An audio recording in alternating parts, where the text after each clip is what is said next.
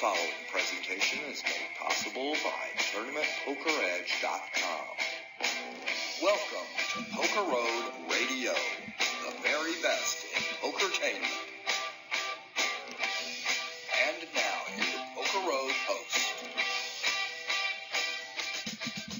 That's right, everyone. It's London calling. Hello, welcome to Poker Road Radio, brought to you by Tournament Poker Edge, professional MTT training from the top live and online pros. Your hosts today are Court Harrington, Amanda Leatherman, and myself. I'm a guy who thinks a British pound is a prissier way to fist bump. I am Joe Stapleton. We are sort of coming to you from the World Series of Poker Europe 2010 at the Empire Casino. That's where poker legend Barry Greenstein is going to be joining us later, and he's bringing with him special guest, World Series of Poker Tournament Director Jack Effel. For now, we've got a great show for you guys. We've already got some interesting results going on at the World Series of Poker Europe. We're going to talk to Barry about the events he's played thus far. We've got two, count them, plural, hands of the day. As I mentioned, Tournament Director Jack Effel joining us later on. And we're going to play a game in our last segment, a fan favorite we played last year called English to English Dictionary. Court's already got some experience at that. Guys, what's up? Amanda, Court. Hey, guys. Hey.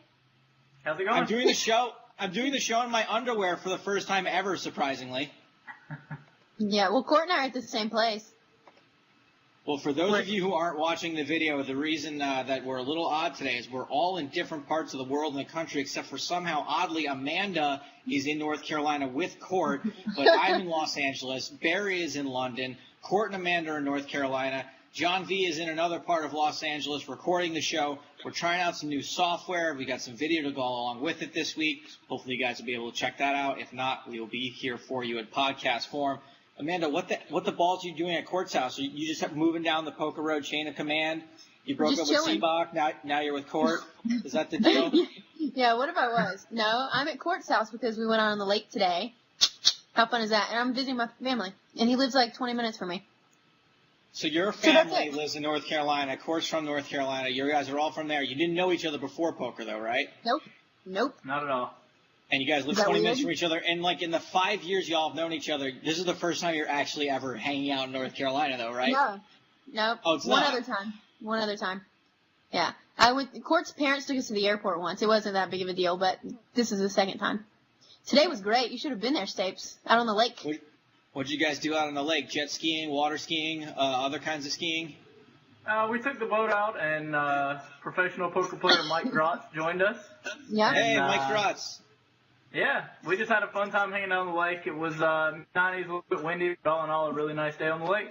And I didn't even get in the water. Yeah, Amanda was afraid that her hair would be messed up for Poker Road Radio ooVoo video version. Exactly. I couldn't get in the water and mess that up. We appreciate you staying so dedicated, Amanda. Court, is it still hot in North Carolina? Can you go swimming? Oh, yeah, it's plenty warm. The water's great. On the other hand, I was not nearly as worried about my hair. I guess not. It's like 80-something today. It's hot. It's not like L.A. L.A. sucks right now. Is this considered to be an Indian summer, or is this typically how long it goes for in North Carolina? No, it's pretty normal. We'll have another few weeks of nice warm weather. Well, that's fun. I wish I was out there. How have the poker games been, Courtney? Oh, boy. Been going really well. Last night, we played till about 9 o'clock in the morning this morning, and things went really well till about 6 a.m., and then the wheels fell off, and I managed to turn a big winning session into a big losing session against a guy that for 3 hours, he probably won all 5 hands maybe, playing PLO8. He just, no matter what you had, he either had better or made better, and that makes, when you play big pots like I do, that makes for a big losing session. So you don't attribute to the 3-hour downswing to anything other than him just catching a little bit? I mean, I'm sure that I could have played better. I'm not a great PLO8 player. I'm very much a novice at the game, but the people I'm playing against are bigger novices somehow. I know you. You're a guy that follows my catchphrase. You always take the best of it. So if you're not at a huge advantage in that game, I can't see you sitting there until 9 a.m. No, I'm a pretty decent favorite in the game. I've done well in it over time, and a lot of the times I was getting the money in really good. But in PLO8, if you get it in pre-flop or on the flop, you're rarely that far ahead of somebody. Right, so, yeah. I mean, they almost always have outs and tons of them. Yeah. I took a lot of, maybe I was a 60-40 favorite, and the 40 came in. I lost two $9,000 pots, so that can pretty quickly make a bad night. Yeah.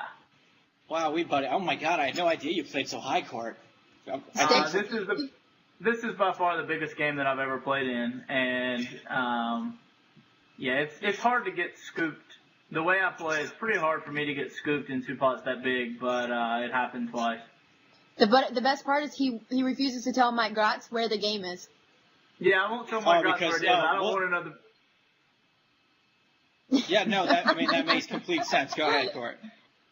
No, I pick with Mike. He has an agreement where he doesn't play a lot of live poker with his wife. They've agreed that he can play online, but she doesn't really like him to play in the live games in North Carolina. Is that mostly because of the dangerous climate in North Carolina? Mike, when he was in Raleigh, he had a knack for being in games that got robbed and raided, and so I can understand that if you were at games where that continues. It's probably because the cops can hear him from the parking lot. Yeah, there's a saying that if you've been married 9 times, hey, maybe it's you. So, you know. But I joke with Mike that I'm not going to tell him where the game is. But whenever he actually wants to come play, I'll be glad to take him along. All right, we're going to let Mike Grotz, and I think Barry Greenstein just signed online. I wonder if we'll be able to get him in this first segment. Amanda, you done anything poker-related since we talked to you last? No, just the big game. Hey. Your show, too. That's it. Oh, right, that little show that we're on. This year. Yeah, I didn't go to the World Series this year, but obviously we have the big game on Fox, presented by PokerStars, that we do. But we don't really even have to do that much, or I don't at least. You have a lot of work to do. But when I do it, it's like a week straight to film 1 season. So the only person who works less every year than you, like less days a year, is Santa Claus. That's it. You and him are the only 2 people that work that few days throughout the entire year. You run good, Amanda, let me tell you. I set it up that way. All right, well, let's talk a little bit about World Series of Poker Europe really quick. From what I can tell, it's 5 events at the World Series of Poker Europe, all of them decent buy-ins, though. Event number 1, the 6-handed no-limit hold'em, £2,650 to enter that event, which is over $5K for those of you who are counting. That event is over already. Phil Locke won that event, took home £170,000. The rest of that final table rounds out Andrew Pantling, Chris Bjorn, David Peters, Elon Rua, Willie Tan, John Tabatabai, Vincent Dalla, and Manik Lizer. And, hey, this has got to feel really good for Phil Locke, right? Of course. I mean, he did okay on the big game, but other than that, he hasn't done anything in a really long time, right? In tournament poker at all. Not only is this, everyone, of course it feels really good to win a tournament, but in Phil Locke's case, he's never really won a tournament ever. I think his biggest credit was winning the WPT Invitational one year. And for the most part, people do recognize Phil as a great poker player, but he's finally got a big tournament win under his belt. Court, is are you sort of the mindset that now we can all sort of lay off Phil Locke a little bit? I had never really thought of it in that terms of, hey, he's never won a tournament. Maybe other people had. I had always just been around him. He seemed very comfortable, and he was playing everything and seemed to be doing pretty well. So I had never looked into it to see that he hadn't won a tournament. If you had asked me, I would have said I can't think of one that he's won, but I don't know that he has or hasn't. So to me personally, it doesn't make much of a difference, and I don't put live tournaments, the sample size, even for people that play a ton, is still so small that it's hard to put a whole lot of weight in that, and I don't know that winning just one really changes anything. But I'm sure he's happy to have it under his belt. Yeah, well, absolutely. And I think that, it does matter to some people, and I think all of the Phil Locke detractors can stick it now. Pretty interesting, the third place finisher, Chris Bjorn, according to Poker News, that he is the all-time leading casher at the World Series of Poker Europe, so he took down third place there.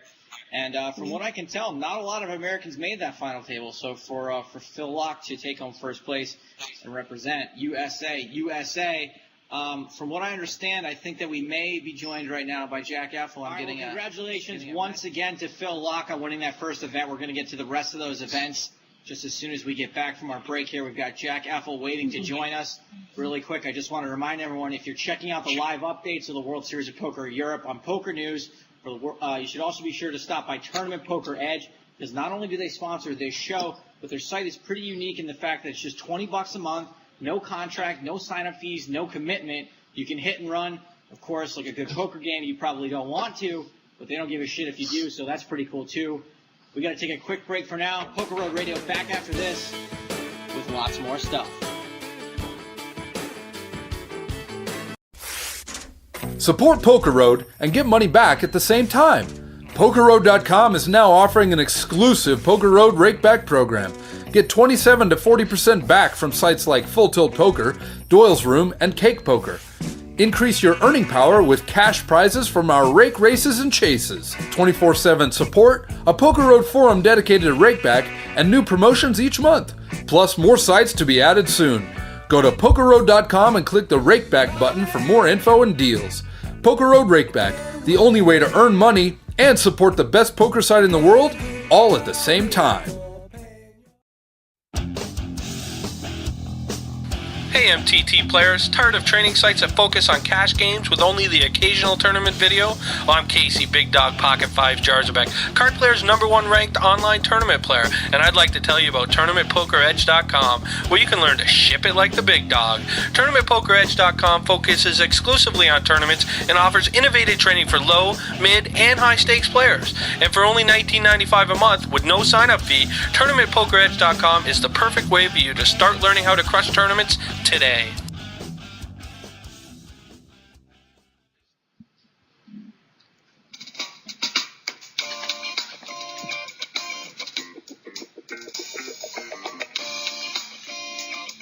Hey everyone, welcome back to Poker Road Radio, brought to you by Tournament Poker Edge, professional MTT training from the top live and online pros. We're coming to you from the World Series of Poker Europe, sort of. We're coming to you from all over the world. But Jack Effel, our guest right there, World Series of Poker Tournament Director, is joining us from London. Jack, thanks very much for joining us. Oh, thanks for having me on the show tonight. Man, I've never been more homesick in my life than I was in London last time. You holding up okay? Yeah, I definitely miss my family, and, you just never get used to the schedule here. But we're having a lot of fun. The events have been great so far. Well, that's fantastic. I'm glad things have started off pretty well. First of all, congratulations on another successful World Series of Poker USA, where the notoriously biggest complainers in the entire world have less and less to complain about. And from what I can tell, that trend continued this year. And since I don't think I can really blame you for the Poker Kitchen pandemic that occurred early on, congrats on a job well done at this year's World Series of Poker. Before I get to any questions about this World Series of Poker or last year's or USA or Europe, I want to know how it is that you came to be the tournament director for the World Series of Poker. My first year covering poker, you were the right-hand man to Mr. Johnny Grooms. And when I came back next year, you were the man in charge. What all went down to get you to be in that top spot?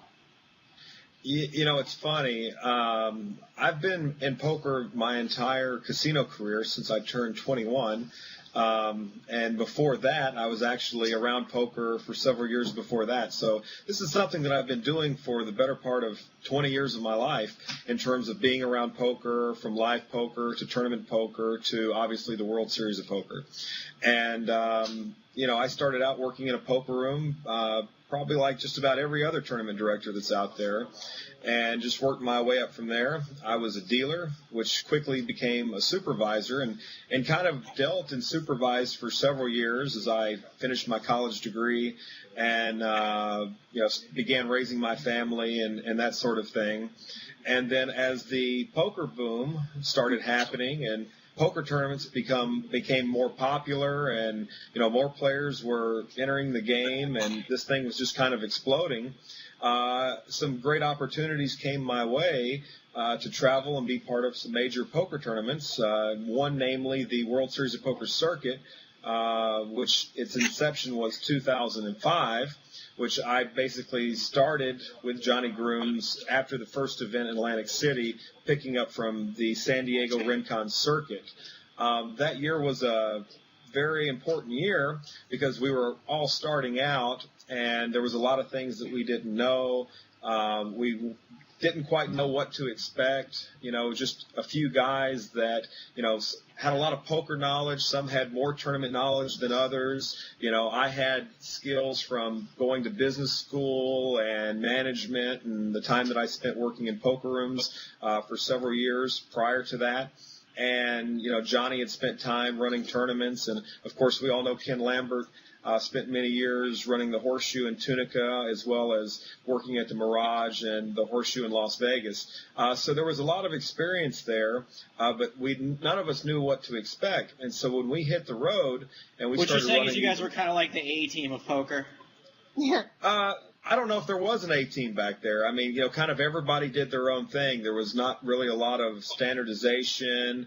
The players just kind of played, right? There was no such thing as a deep stack structure or a fast structure. There was a poker tournament or there wasn't a poker tournament, and the players played, and there really wasn't a lot of knowledge. We didn't have all of the mathematics down in terms of how to create a good structure or how to better the payouts or, how to get better rulings and create the rules and all of those things. You had the basic TDA rules, some basic tournament procedures, and everything was pretty much done on a manual basis. We actually implemented, I implemented many of the accountability things around poker tournaments and all the back-end stuff on how to account for it and the administrative side and, building a registration program to handle, several thousand players and building an algorithm with an old professor of mine from college and working closely with Barry Greenstein and Howard Lederer and the PAC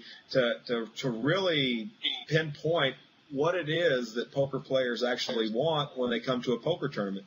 But, going back to 2005, that was a, very important year because we started out running the circuit events, and quickly Johnny obviously became the tournament director for that summer, and I was the assistant tournament director, and we learned a lot. We learned a lot about what we didn't know.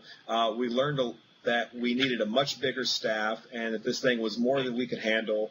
And back then we worked 18 hours a day.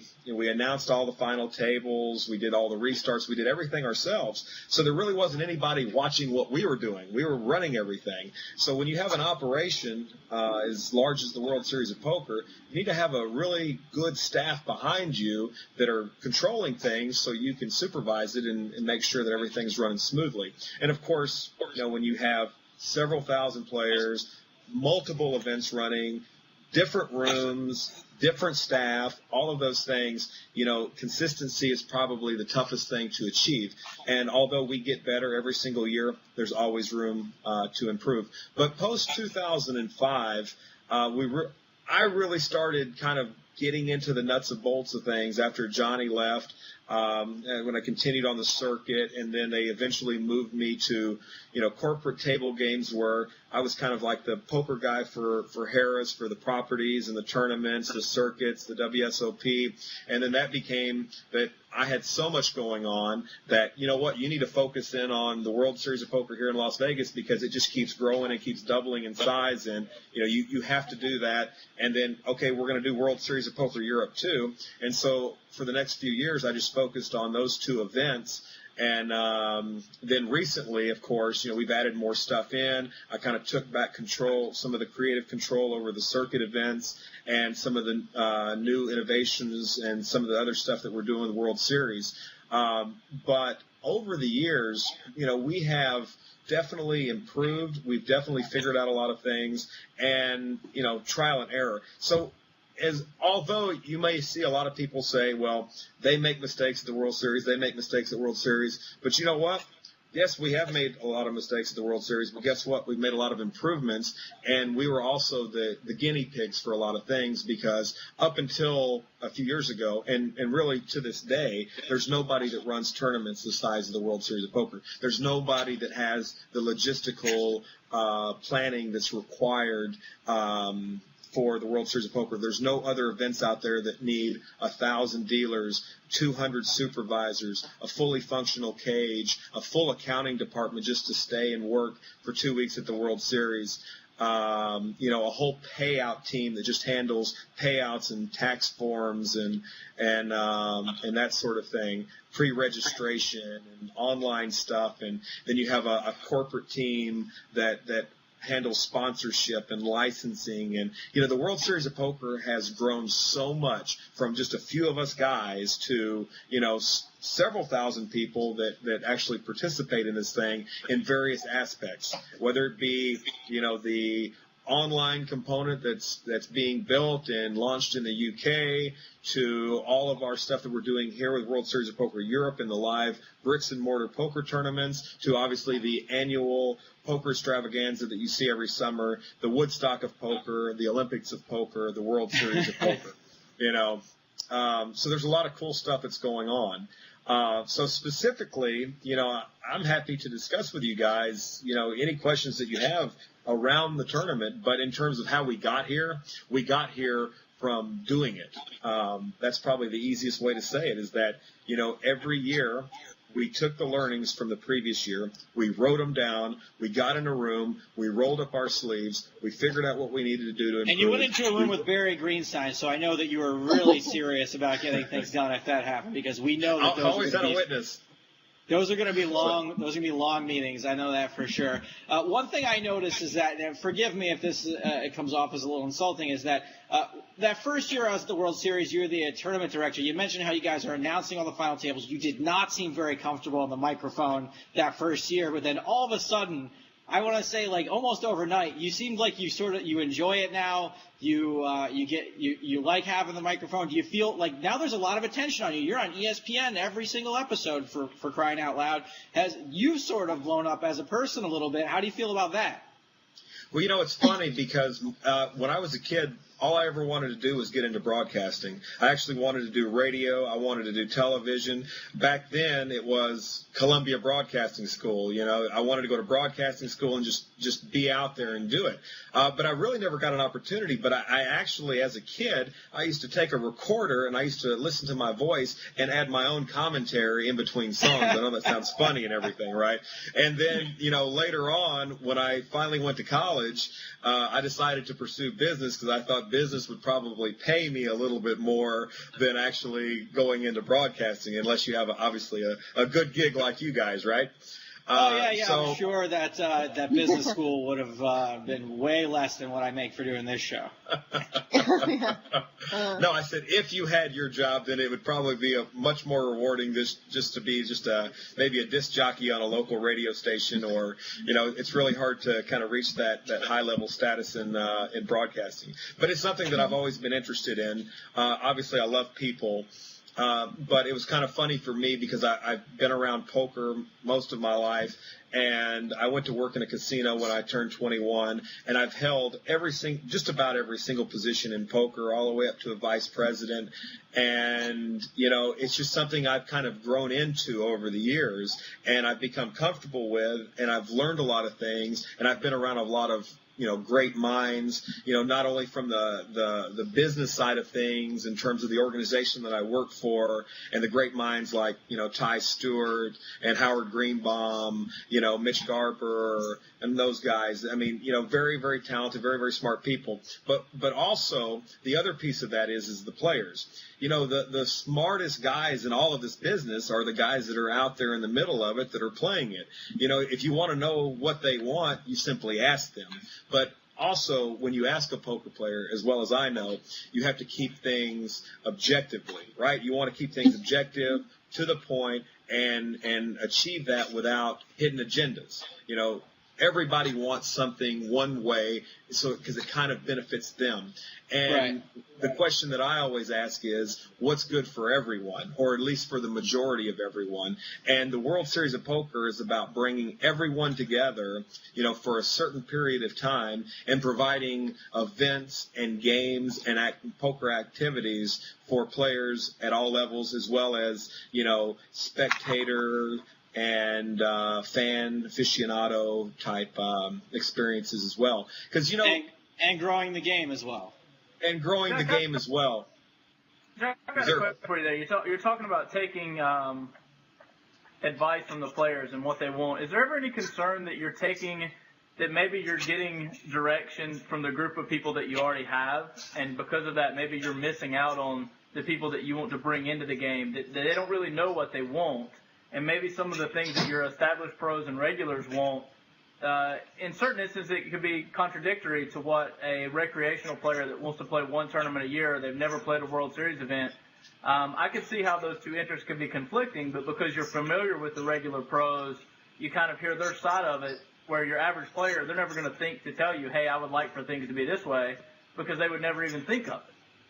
Well, my response to that would be just simply look at the World Series of Poker schedule this past summer and the fact that we had a $1,000 event every weekend, and those events were structured to bring in new players who were working individuals or up-and-coming poker players who could enter the game, compete at a professional or semi-professional level with the best players in the game, and have a shot at, a big prize pool as well as the most coveted prize in poker. And if you look at how everything is structured, you have tiered events, right? You have $1,000 events, $1,500 events, and then you have all of the other disciplines that we offer, the most popular disciplines in poker, stud and Raz and high-low events and pot limit events, and they're all at various buy-ins. And so what I try to do is balance the interest, right? So I have buy-ins for the guys who are kind of at the, small bankroll level, medium bankroll level, to the world championship events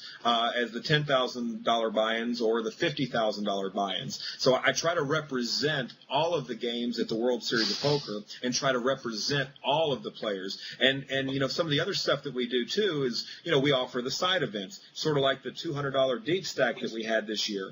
That tournament probably has a better structure than many of the bracelet events. I mean, we give $15,000 in chips. You can come in for 2 hours and, with a full stack, and the blinds are 25 and 50, and you play all day long until you fall over, and you probably need to go take a bath because you've sat in the chair so long that you now stink. And so, I try to find what it is and offer a variety. So it's like going into a store. It's like going online and seeing all the different games and all the different varieties. I can go qualify for a tournament in a satellite. I can go play a small buy-in tournament. I can compete for a bracelet. I can go play a cash game and quit when I want, or I can just come and watch and be part of all the action. So I think to your question is that we do a good job, and we continue to evaluate what the players want, what's being played around the country when the World Series is not going on, and how we think we can make the best experience for everyone, and not simply just take, one person's advice and say that's the way it should be, because you never should do that anyway. And, with all respect to every poker player out there that I've consulted with on any level, when they bring an idea to me, just because they're saying it, doesn't mean I'm going to take it, right? That I'm going to evaluate it. I'm going to discuss it with my peers and colleagues. We're going to see, if it makes sense, for us to implement. And because you're always gambling, right? Because again, like I said, I'm the guy that they always seem to hit with, okay, well, look at all the mistakes that he's made. But we made those mistakes because nobody had ever done those things before. Nobody had ever ran anything of that size. So yeah, we made mistakes, but guess what? We learned from them. We didn't repeat those mistakes, and we got better. And I think that I can confidently say 100% that the WSOP has gotten better every single year, and it continues to get better. I would agree with that, Jack. And go ahead, Amanda. Well, I was going to ask him what he thinks, since there was a lot of controversy this year of the ladies' event. What's your take? Well, I can only do what I can do legally, right? This is not a backroom poker game. This is not, I can make any decisions that I want, and not have to face all of the rules and regulations and legal repercussions as everyone else. As you know, we are very highly regulated. All eyes are upon the World Series of Poker. So when I do something, I want to make sure that everyone is comfortable with the process, and that's the gaming board, that's our legal department, that's all of our accounting and auditing team, Cage. I have more procedures and controls, and I'm audited by so many people and so many things that, I'm going to ask for permission, and I'm going to do things the best and consult with the right folks to make sure Jack's job is like the poker version of Office Space. So he's got to do a lot of TPS reports if he wants to change the blind structure. Exactly. Well, you know what? It's funny that you say that. I actually have to do that. So if I'm sitting in my office and I'm trying to figure out, I got a good idea. Let's give them 3 add-on chips instead of 2, and, let's do it this way. Well, let's see what the guys think about it, and let's share it with a few other players, and let's communicate it and socialize it and see if the players would like that. And by doing that, sometimes you got to try some things that you're kind of gambling, right? But if you don't try those things, there's no way you're ever going to improve. Some things work, some things don't. But overall, most of the things that we do to improve seem to do that and seem to work well. Well, Jack, I want to answer her question real quick about the ladies event in particular, and that I don't know if you guys remember, but I stood up and I gave a speech to all of the ladies, and I wished them all luck in the world in their event. And I feel really bad that men wanted to play in that event because legally I couldn't restrict them from it. Right. I tried to discourage them. I said, guys, there's 54 other events, 57 obviously events, but only 54 that are open because you have the casino, the ladies, and the seniors. But there's 54 open events. There was actually a $1,000 event that I did specifically for those who wanted to come in and try to play the ladies event. I put it on the next day. I said, listen, you're going to play an event tomorrow. It's going to have a bigger prize pool, a bigger field, everything else. Why do you really want to play in this event? And they said, because we don't feel that it's right that ladies should get a closed event and we don't have an opportunity at that bracelet. And what I said is that we're in the business of trying to grow the great game of poker, and this event has 30 years of tradition. It's very special, and it gives ladies an opportunity to get in there, with other ladies and feel comfortable and feel good, have a good time, have a good experience, and maybe eventually those ladies might feel comfortable playing in one of your events where you're sitting at a table with her and she's bringing more money into the prize pool and she's competing. Now, she might beat you, right? But we have to figure out ways to grow the game, and I don't think anybody should be restricted from playing events, but I do think events such as the seniors and the ladies and the casino employees are very special events for those guys, and there are a few events, right? I mean, play something else, right? We have those events because they're sacred and they're special and they have a lot of rich tradition, and they've been at the World Series forever, and I think that there's a place for them, and I think we should continue to have them. That's my opinion. Yeah, I totally agree. Were there as many kids playing the seniors event as there were men trying to play the women's event? That's what I want to know. Jack, as good a job as you guys have been doing, every year there's some major controversy that happens, something big to debate. Last year it was Day 4D, 2 years ago I should say. This year I'm talking about the Prahlad Friedman hand. We all watched it on ESPN. You guys almost made it. You almost made it all the way through the World Series, and then all of a sudden some footage comes out a couple months after the fact.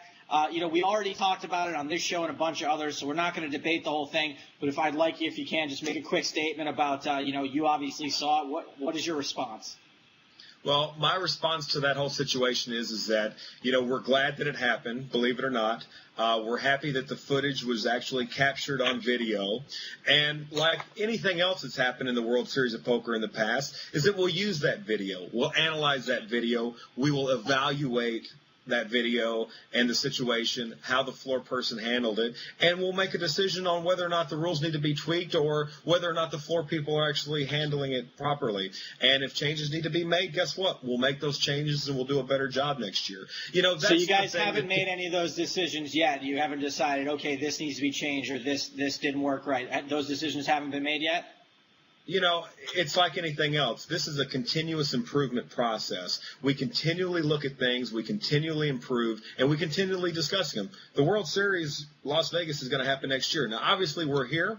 We're going to continue to have clocks called on players. We're going to continue to have a 10-second countdown and call the player's hand dead at the last minute. If for some reason somebody catches a photo finish and you get an instant replay like you do in the NFL, that happens, and it's going to happen sometimes. But all in all, I think it was a good thing, and we'll look at it. And to me, I think it was purely coincidental.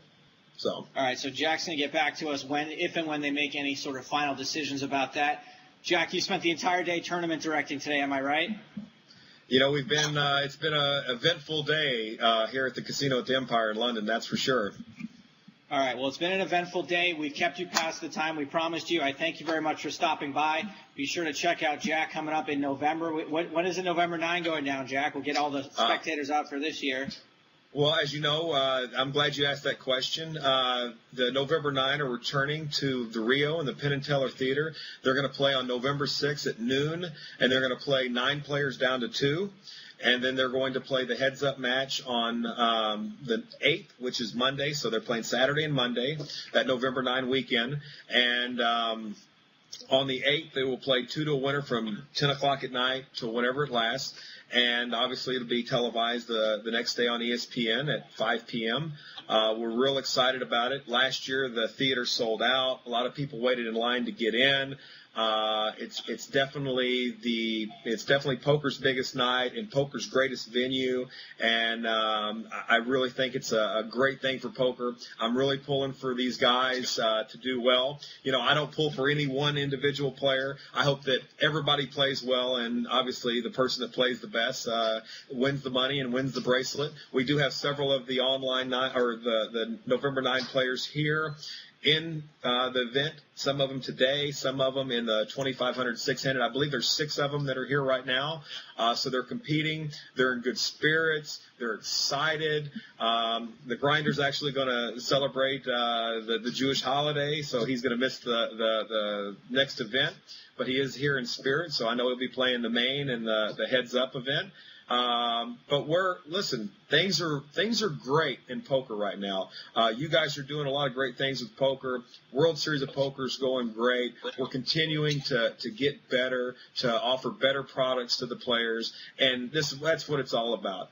Players are going to continue to play poker. They're going to play poker somewhere, and we just hope that they come to play at the World Series of Poker because we really do care about you guys. We care about our media friends, we care about the poker players, and all we want to do is the best that we can do and continue to get better. That's all we can do.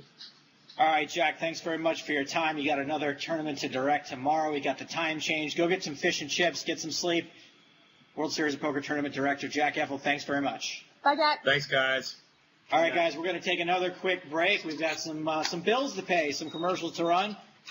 But don't tune us out just yet. More Poker Red Radio right after this. The Poker Beat. Serious poker news for the thinking fan. BJ Nemeth and Dan Mahowski to talk Celebrity Apprentice right after this on the Poker Beat. So what was going on in the blogosphere as this was all happening, as it pertains to the poker community that you could see? And how was your traffic, Dan? How was your traffic that night?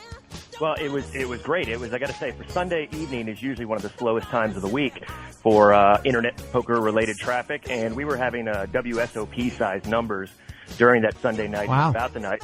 And, people were into it. And it really was funny to see what kind of searches people brought people to the site. You want to hear some of the things that brought people to the site? Absolutely. So some of the searches, we got Annie Duke, best job. Joan Rivers, win. Is Celebrity Apprentice fixed? Annie Duke, apprentice cleavage. Who is Annie Duke? Brandy Roderick, Hitler, blonde. That gets the howl. The Poker Beat. Live Thursdays from 1 p.m. to 2 p.m. Pacific Time. Exclusively on PokerRoad.com.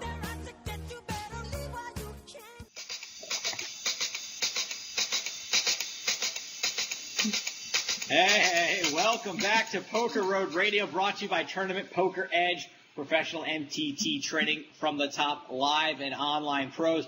We're coming to you sort of from the World Series of Poker Europe. If you just listened to our last segment, you saw that Jack Effel came on live from World Series of Poker Europe. Barry Greenstein still alive in the 5K PLO event going on today at the World Series of Poker Europe. That event started today. From his Twitter, it seemed like he was up and down and every other thing. We thought maybe we were going to get him on today's show. Doesn't look like he's going to make it at this point. Anyway, I guess it's better for him as a poker player if he wins or something. Interesting tweet from Barry just now, though. It says, bigger than the tournament, Gus is sitting behind Phil and they're playing Chinese poker. I don't know what that means, but isn't a girlfriend usually sit behind the guy? Yeah. So I don't know. I think that's so weird, though. Don't you think that's weird when a girlfriend sits behind the guy all day long? It's just weird to me. Who would want to do that? I want that so bad. Just once in my life, I want my girlfriend just sit there and fucking sweat her ass off watching me play poker. Actually sweat? I've never understood why that would be appealing to either person. If I was the guy playing, I would feel really bad about making my girlfriend sit there bored to death for hours. And if I was the person sitting there, there's no way I could stand it for more than maybe 5 or 6 minutes. I just think it would be annoying. But isn't it just like, I don't mean necessarily for tournament because that's like a different sort of beast, but for a cash game, is it no different than a man going shopping with a woman? You have to stand around for fucking hours looking at shit that you don't care about. But why would you want her there? What do you want her there for? I want her there to A, represent so that the whole poker world knows how hot my girlfriend is. B, to know who's in fucking charge in my relationship, and that's right, she better just sit there for hours while I play poker.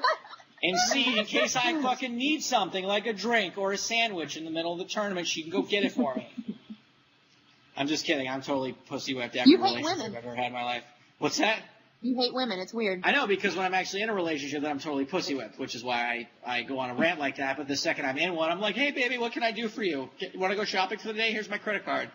Just whatever I have to do so I can play some poker, please, baby. Speaking of... You're really obnoxious. Speaking of the backhand, I'm likely to get from my girlfriend. We've got a hand of the day for you guys today. This might be the hand of the century, as everyone in the world has been talking about it. But since we just had Jack Effel on to give us the official statement, I guess is what he gave us on exactly what happened.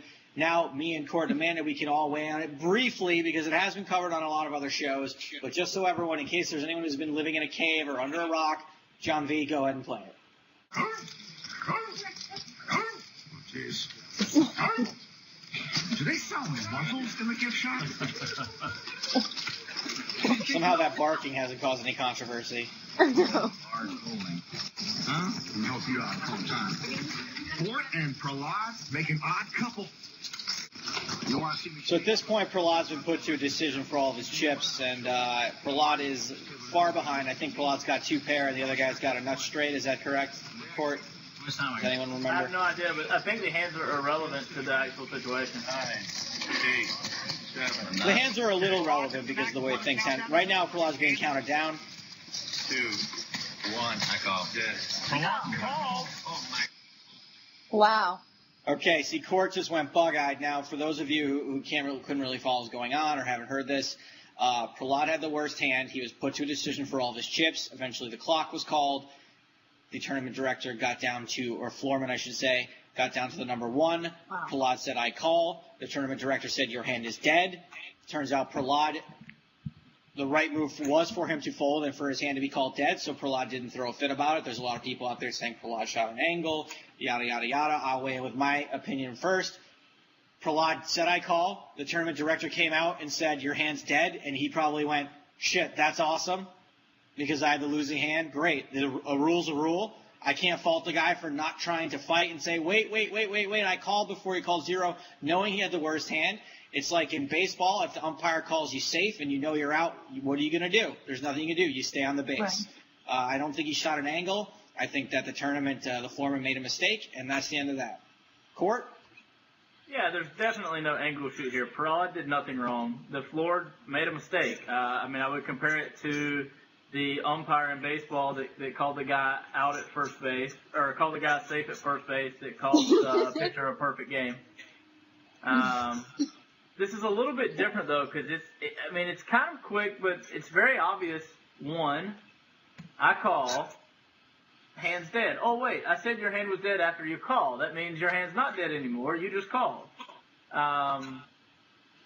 It's just a bad floor ruling, and as well as they do at the World Series, I saw a fair amount of bad rulings this year. Probably none quite as bad as that one, but yeah, the guy made a mistake. It's a human error thing. There's not much you can do about it. Amanda, do you feel any differently? No, I think everyone feels the same as we feel. I looked on Twitter the other day, and I looked at the responses to Prahlad after all this happened, and I didn't see one negative comment to him saying that he shot an angle. So no, I think it was a bad ruling. I'm surprised Jack didn't say that was a bad ruling. Yeah, he should have came out and said that they just made a mistake. That the guy just made a mistake. Mistakes happen, and we wish it hadn't. But you do anything enough times when we make a mistake. His talking around it and saying they need to review it.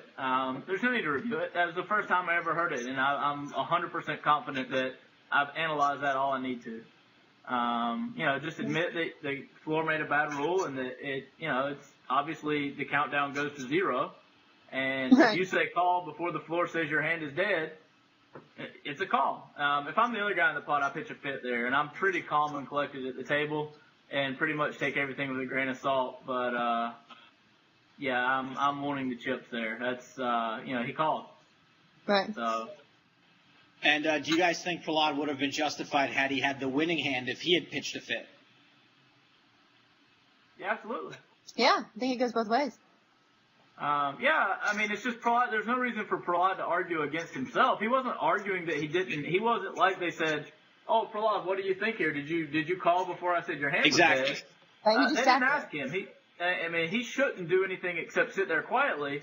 But if they say, "Hey, you called, you had to put your chips in the pot," I would expect him to push his chips in the pot. Right. And not argue too much, because he should realize that it was a correct ruling, which I'm sure. I don't know Prahlad well, but I've met him on a few occasions and talked to him. He seems like the type of person that would pretty much agree with that. If they'd said, "Oh, you called," I said dead, but I was anticipating you not calling, and you had obviously said call before I said your hand's dead. You owe those chips. I'm pretty sure that Prahlad, without much protest, would have said, "Yeah, that's correct, I do," and put him in the middle. Yeah, he's a great guy. He would never argue it. Yeah. Right. We don't know what he would have done, though, because, obviously we didn't get to see that. But, hopefully that Jack does what he says he was going to do in our interview we just did with him. He said that they were going to review it and figure out what changes they need to be made. This is something that hasn't, to Jack's credit, he kind of dodged the question a little bit, but to his credit, they haven't made a lot of the same mistakes twice. So I'm sure that something like this happening will sort of result in there being some very definite rules as to when 0 happens or when 1 happens, or all the floormen will carry stopwatches, and they'll make sure that something like this never happens again. I don't think this has anything to do with logistics. I think everybody. I don't think you can find any significant percentage of people out there, and by that I mean like 1/100 of 1%, that would argue that a clock is dead at 1. You could not find I can't imagine that you could find a single person. If I gave you 3 weeks and said, go out there and find a person that's honestly giving honest opinion that says, "Oh yeah, of course it's over at 1," or "Yeah, it's hands dead," you're not going to find any. So they don't need to fix that part of it. Everybody understands it. They just need to say, "Hey, this floorman made a mistake. If he got ahead of himself, he made a mistake. It wasn't split second, but it was a 1 second decision, and a second is not very long. And if you do something enough times, sooner or later you're going to make a mistake." And this guy did that. They just need to own up to it. And, maybe the lesson here needs to be is that when you make a mistake like this, it's okay to correct it in the spot. It's okay when the dealer, everybody else around, all the players at the table, it's okay to step back, maybe bring in Jack or somebody at a higher level, and put something into place to fix the decision right then. Because it's way too late to do anything about it now. And telling people that a 10-second countdown ends at 0, that's not helping anybody out. That doesn't change anything. Right. You're saying it's okay to call back that home run sometimes. Sometimes you got to do it. Sure. It's just, I think the floormen need to be told that, hey, if you make a mistake, you don't have to stick to your guns. I'm a big fan of make a decision and go with it. Don't be indecisive. That's a good way to go through life most of the time, but there's always exceptions. And this was a case where I just can't imagine that everybody around there, except for that one floorman, wasn't pretty much in agreement of how it should have went down. And in that case, there needs to be something in place when there's overwhelming evidence that goes against a ruling, that at least they address it. Not that they 100% change it, but that somebody else is brought over to address it and has the option to change it if they see the need. All right, Mr. Smarty Pants, then. You say that there's no one in the world, not 1/100%, who would think that the countdown ends at 1 instead of 0. But if I went like this and I said, your hand is dead on the count of 3, would that mean that it's dead on 3, or would that mean it's dead after 3? 1, 2, 3 dead, or 1, 2 dead? It would be dead as soon as you say 3. Okay. If you get to 3, then it's dead. It's not dead at 2. Right. But again, and this is something I mentioned to somebody earlier, I think maybe Amanda when we were out on the lake today, is that the point of this rule is we're not playing football. We're not playing a game that you've got a countdown clock and you're trying to get a ball in the end zone or a ball in a basket by a certain amount of time. That's not how poker is set up. The only reason for calling the clock is to keep the game moving at a reasonable pace so people don't just kind of get stuck and sit there not able to make a decision. The goal was to get Prahlad to act, and he did that. And, splitting hairs over a second or 2 seconds is not really the goal of that rule. That's not the intent. Once your hand is announced dead, it's definitely dead. But Prahlad, he took all of the time allotted to him, but he didn't take more than that. It wasn't like they said, "Oh, your hand's dead," and he said, "Oh, no, wait, now I really want to call." But yeah, I mean, even if they say 5, 4, 3, 2, 1, and they start to say 0, even if he says called in, it should always be a call. Because you're not trying to catch people on technicalities. You're just it's trying not to the get call them to you lose mean. the It should game. be whatever the player's decision is. You don't mean, Well, just to be said, clear. well, you would rather have the player act than not act and have it be the action be deemed by tournament staff. You're saying, so like whatever it is the player says, that's what should go, even if it's well within, during the confines of the word 0. Right, sure. And, well, I mean, fold, if they're saying fold, there's no decision there because it's a fold whether they said it in time or not. Okay, all right. So call is the only action that would ever matter here. I guess you could potentially raise, but that would be pretty weird. But even if they do that, that's fine. So yeah, I just it's a bad decision, but mistakes happen. I don't think it's the end of the world for the World Series. I don't think that floor man, because of that one decision, should be fired or lose his job.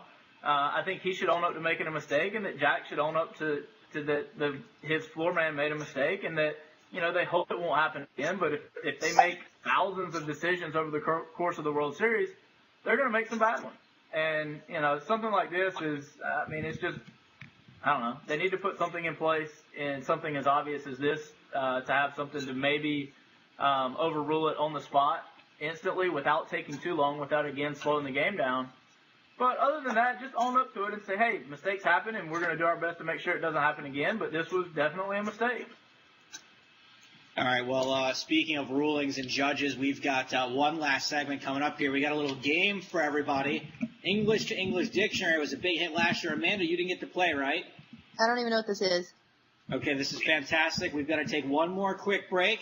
But when we get back, English to English Dictionary right here on Poker Road Radio, brought to you by Tournament Poker Edge. I just laughed.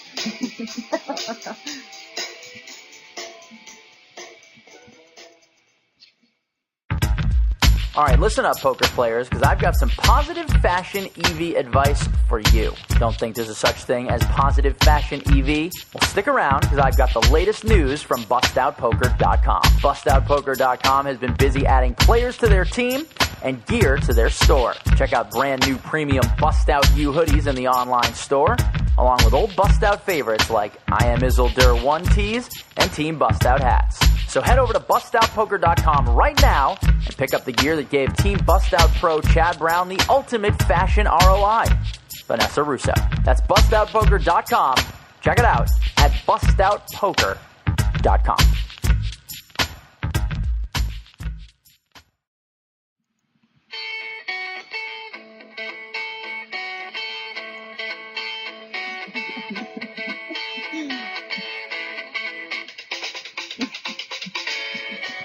Welcome back to Poker Road Radio, brought to you by Tournament Poker Edge, professional multi-table tournament training from the top live and online pros. We're doing a little World Series of Poker Europe broadcast series. I'm joined by Courtney Harrington and Amanda Leatherman. Guys, we're on the home stretch of this first show. Thanks for sticking it out with me. We've got a little fun and games coming up. Now, last year, I mentioned in the interview with Jack that last year when I went to London, it was the most homesick I've ever been in my entire life. I actually really dug London. I thought London was super cool, but I hated it there. I know that sounds like a weird sort of contradiction. I hated it. I loved London, but I couldn't wake up. Seriously, I was so tired. I was tired the whole time. I was cold. I was sick. I was miserable.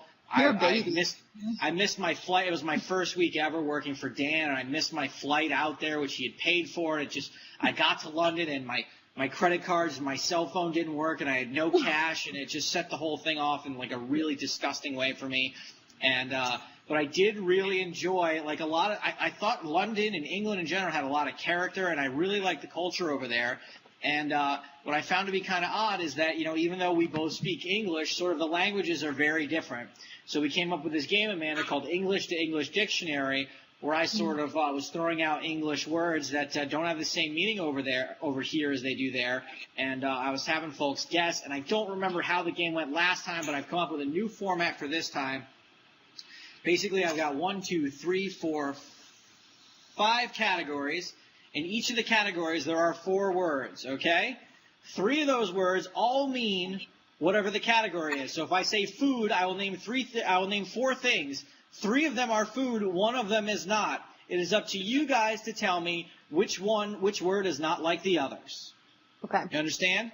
One at a time, he goes, then I go, like that? That's or what? right. I'll let you go first, Amanda, since you're the challenger. Court is the reigning champion only by the fact that he's the only one that played last year. Amanda, these words are all supposed to mean masturbation. Sweet. Okay, here you go. Vinegar strokes, tossing off, wanking, and gym jamming. Which of those does not mean masturbation? Vinegar strokes, tossing off, wanking, or gym jamming? Vinegar strokes? Vinegar strokes is incorrect. It's wanking. I'll give you a chance to steal. Tossing off, wanking, or gym jamming. I guess I'll go with gym jamming. Gym jamming is correct. Gym jams are actually pajamas because apparently the guy that invented them was a guy named James. So gym jamming, not. I know, Amanda, gym jamming is something you think is very popular in North Carolina, like right around prom time, but that's gene jamming. Gene jamming. Well, what's vinegar stroke? Oh, it's masturbating, but it's weird. Vinegar stroke, also masturbating. Okay, here we go, Court. You're up first for this one. These are all words that mean if something is bad, okay? Something is bad or not cool or poor, okay? Mm-hmm. The first word, pants. The second word, naughty, N-O-D-D-Y, naughty. The third word, poxy. And the last word, bagsy. Pants, naughty, poxy, bagsy. Which one of those words does not mean bad? Like something is bad. I'm going to go with naughty. Naughty. Unfortunately, naughty is incorrect. Amanda, chance to steal. Pants, poxy, or bagsy? Poxy. Poxy also incorrect. The correct answer, bagsy, which is to lay claim to something like calling dibs. If you get bagsy on something, it's like calling dibs. Man, all right, Amanda, I'm back bad to you. At this game. All right. That's all right. Back to you, Amanda. These are having sex. Okay, All right. all these words mean to have sex. Okay. Beavering, having it off, snogging, or leg over. I'm sorry, having sex or making out, hooking up in general. Oh. Beavering, having it off, snogging, or leg over. Having it off. Having it off is incorrect. Having it off does in fact mean having it off is the same as getting it on. Court, beavering, snogging, or leg over. Leg over. Leg over is incorrect. Beavering. Beavering is the correct answer. That sounds like something you would make up. I'm an idiot. I didn't make it up. Beavering actually means working hard like an actual beaver and not a filthy thing like everyone else decides it is. Working hard like a beaver. Okay, here we go. Court, you're up. These are all words that mean drunk. Which one of these words does not mean drunk? Pissed, skint, tight, trolleyed. Pissed, skint, tight, trolleyed. Tight. He says tight. Tight is incorrect. Amanda, which of these 3 words does not mean drunk? Pissed, skint, or trolleyed? Stint? Skint. Skint. Amanda, skint is correct. She ties it up 1-1 with Court Harrington. Skint means broke. It means you're broke, not that you're drunk. Here we go, Court. Last one, then I'll take it to a tiebreaker if I have to, if neither one of you gets this. These are all things that mean going to the bathroom. Going to the bathroom. Here you go, Court. Having kittens, taking a slash, seeing a man about a dog.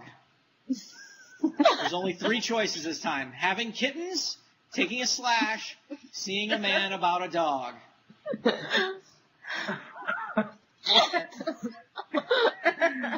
Oh, man. Let's see. Let's go with the kittens. Going with the kittens, that is correct. No! Oh, wow. Having You kittens win. means that you are very nervous in the English language, apparently. Apparently that's what that means in English. They have nervous kittens instead of apology. That's right. They have kittens make you nervous, apparently. I don't know if I have any apology kittens that I can send over to everyone overseas there. Another one I found to be pretty interesting was up the spout. You guys have any guesses what up the spout means? I mean, I have dirty guesses. What else? Well, it's something that happens after something dirty happens. Up the spout means that you are pregnant. Ah. Kind of weird, right? Yeah, I don't like thinking about pregnancy. Anyway, let's see if this works for you guys here. Hold on. Come on. Don't fail me now. Nope, not happening. All right, well, it looks like Court Harrington takes that game down. Congratulations, Court, the reigning and defending champion of English to English Dictionary. Guess what, guys? That's all the time we've got for today's show. Our inaugural ooVoo video chat over the pond, across the Mason-Dixon line episode of Poker Road Radio. I want to thank our special guest, Jack Effel, World Series of Poker Tournament Director. Thank you very much for being here. Barry Greenstein is still in the 5K PLO over there in London. Good luck, Barry. For Court Harrington and Amanda Leatherman and all the others traveling down the old Poker Road, this is Joe Stapleton saying, always take the best of it.